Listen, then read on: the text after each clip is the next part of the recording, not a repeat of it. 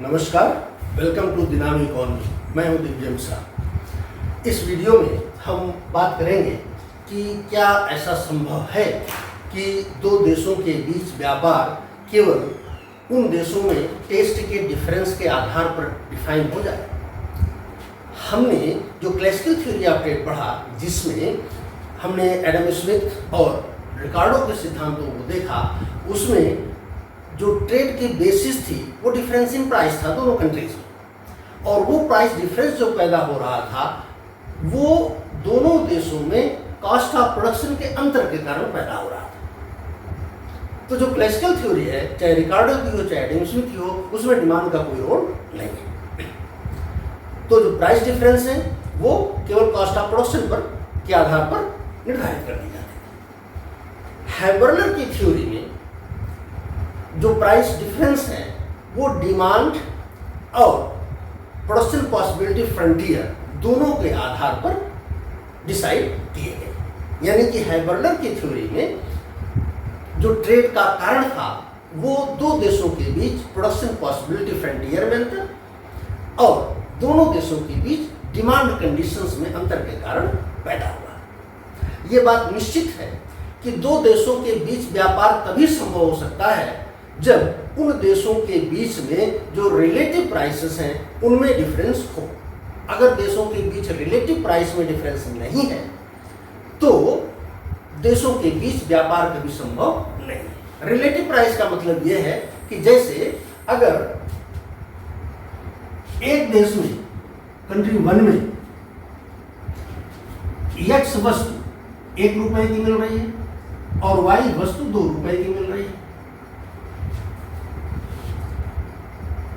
इसका मतलब ये हो गया कि जो रिलेटिव प्राइस है वो 1y 2x के बराबर है।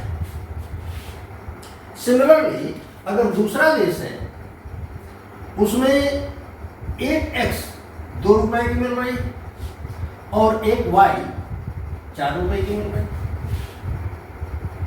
तो यहां भी रिलेटिव प्राइस वही हुआ कि 1y 2x के बराबर है। यहां आप ध्यान रखिए कि इन दोनों देशों में, कंट्री 1 में और कंट्री 2 में, absolute prices are different. Absolute prices of X and Y are different, but relative prices of the two goods are identical in the two countries.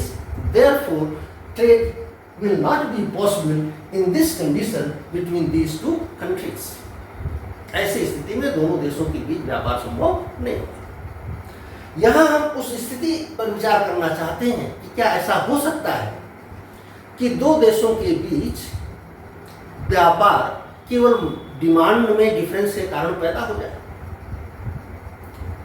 यानी कि हैबर्लर की थ्योरी और रिकार्डो और एडम स्मिथ की थ्योरी के अलावा क्या व्यापार का कारण डिमांड डिफरेंस हो सकता है, या हम यूं कहें कि क्या डिमांड में डिफरेंस के कारण प्राइसेस, रिलेटिव प्राइसेस में डिफरेंस पैदा हो सकता है। इस वीडियो में हम इस पर बात करेंगे। तो हम उस स्थिति की कल्पना कर रहे हैं जिसमें दो देश हैं जिनका प्रोडक्शन पॉसिबिलिटी फ्रंटियर एक है, जिसे हमने इस फिगर में पीपी से बनाया है। दो देश 1 और 2 है, दोनों का प्रोडक्शन पॉसिबिलिटी फ्रंटियर एक ही है, यानी कि प्रोडक्शन कंडीशन दोनों में एक जैसी। ये PP production possibility frontier. Country 1 में व्यापार के पहले की स्थिति ये है कि यहां पर ए बिंदु पर इक्विलिब्रियम है। यहां पर फर्स्ट कंट्री का कम्युनिटी इंडिफरेंस कर्व उसके प्रोडक्शन पॉसिबिलिटी कर्व को टच कर रहा है। दूसरे देश में डिमांड कंडीशन ऐसी है कि उसका जो कम्युनिटी इंडिफरेंस कर्व है वो यहां पर प्रोडक्शन पॉसिबिलिटी कर्व को टच कर रहा है, बी पॉइंट। तो पहला देश इक्विलिब्रियम में ए पॉइंट है, दूसरा देश इक्विलिब्रियम में बी पॉइंट पर है जब दोनों देश व्यापार नहीं कर रहे हैं। आप देखिए कि दोनों देश में रिलेटिव प्राइसेस की कंडीशन क्या है। आप ये देखें कि जो रिलेटिव प्राइस है पहले देश में वो इस स्लोप से तय हो रहा है। इस रूप से तय हो रहा है, और दूसरे देश में इस रूप से तय हो रहा है। इन दोनों को अगर हम कंपेयर करें तो हमें ये लगता है कि यहां पर जो स्लोप है वो कम है। स्लोप कम होने का मतलब कि इस देश में x वस्तु जो है वो सस्ती है, y वस्तु महंगी है। हम मान लेते हैं कि कंट्री 1 में जो एक x है, एक y है, ये 2x के बराबर है। x सस्ती है, y महंगी है। ये पहले देश की स्थिति है। दूसरे देश में आप देखिए कि स्लोप ये है, यहां पर क्या हो रहा है, यहां पर x वस्तु महंगी है, y वस्तु सस्ती है। तो अब y वस्तु सस्ती है तो यहां पर जो दूसरा कंट्री है वहां जो रिलेटिव प्राइस है वो क्या हो गया, एक x बराबर 2y हमने मान लिया है। जिस देश में जो वस्तु सस्ती होगी उसका प्रोडक्शन कम होगा, जो महंगी होगी उसका प्रोडक्शन ज्यादा होगा। इसीलिए आप देखिए पहले देश में y का प्रोडक्शन अपेक्षाकृत ज्यादा हो रहा है, इतनी y का प्रोडक्शन हो रहा है। दूसरे देश में x वस्तु महंगी है तो यहां पर x का प्रोडक्शन हो रहा है, इतनी मात्रा में इसका प्रोडक्शन हो रहा है। अब यहां से हमको दिख रहा है कि दोनों देशों में रिलेटिव प्राइसेस जो वो डिफर कर रहे हैं। दोनों देशों में रिलेटिव प्राइसेस डिफर कर रहे हैं। यहां पर एक y 2x के बराबर है। अगर इस कंट्री में देखेंगे तो एक y हाफ x के बराबर होगा। इस कंट्री में एक y हाफ x के बराबर होगी। इसी तरह से इस देश में एक x हाफ y के बराबर होगा। ये रिलेटिव प्राइसेस। तो दोनों देशों में जो रिलेटिव प्राइसेस है x और y वस्तुओं के वो अलग अलग है। और दो देश के बीच व्यापार संपन्न होने की जरूरी शर्त यह है या नेसेसरी कंडीशन ये है that relative prices in the two countries should differ before trade. तो चूंकि यहाँ पर ये शर्त पूरी हो रही है इसलिए यहाँ पर दोनों देश आपस में व्यापार कर सकते हैं। अब मान लीजिए दोनों देशों ने व्यापार किया और व्यापार का जो रिलेटिव प्राइस डिसाइड हुआ वो इस लाइन को हम शो कर रहे हैं। मान लीजिए ये लाइन आपकी हम पीटी कह रहे हैं। जो पीटी लाइन है वो शो कर रही है दोनों देशों के बीच जो व्यापार की शर्त है वो क्या तय होगी, इस लाइन से तय हो रहा है। यहां पर आप देखिए कि ए का जो इक्विलिब्रियम है वो ए से हटकर ए डैश पर चला गया और बी का जो इक्विलिब्रियम है वो बी से हटकर बी डैश पर चला गया। चूंकि ये लाइन यहां पर प्रोडक्शन पॉसिबिलिटी का प्रोटेस्ट कर रही है तो अब दोनों देश अपने प्रोडक्शन पैटर्न को इस तरह से बदलेंगे कि वो यहां पर आ जाए, क्योंकि प्रोडक्शन पॉसिबिलिटी का तो दोनों देश का एक ही हमने मान लिया है। ऐसी स्थिति में पहला देश यहां पर आएगा, दूसरा देश भी यहां पर आएगा। यहां पर आप हम कुछ भी मान लें, मान लीजिए पॉइंट H।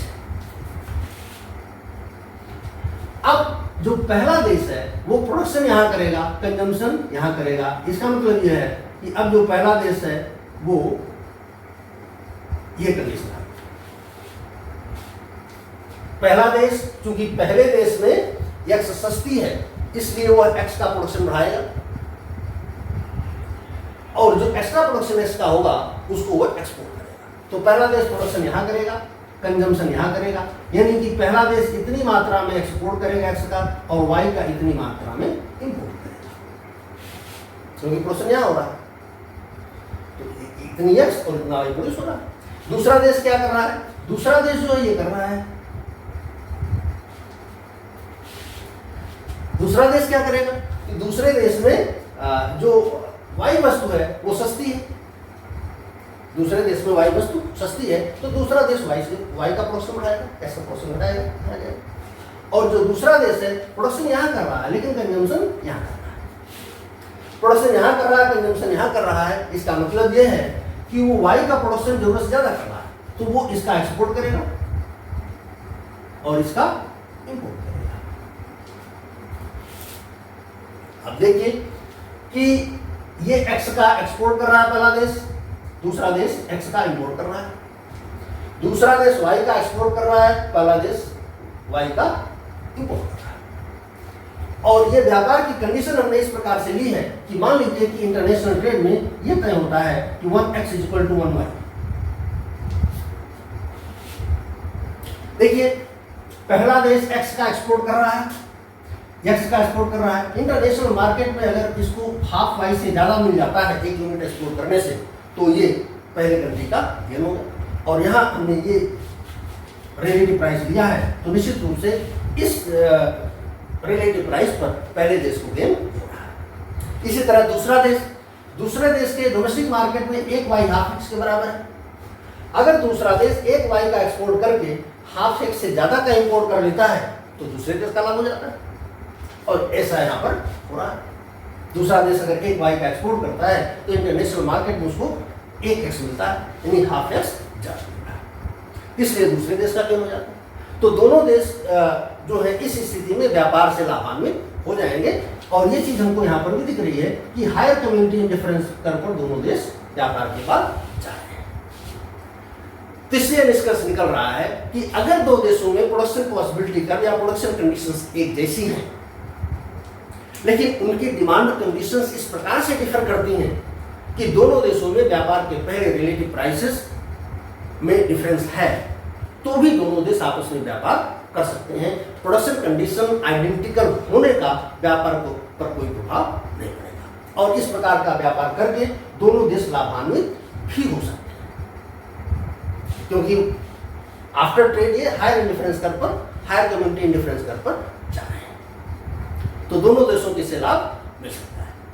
इसलिए हम कह सकते हैं कि व्यापार का कारण केवल प्रोडक्शन कंडीशंस का डिफर करना ही नहीं है, डिमांड कंडीशंस भी अगर डिफर करती हैं दो देशों के बीच में, तो भी वो दोनों देशों के बीच व्यापार का कारण बन सकती है।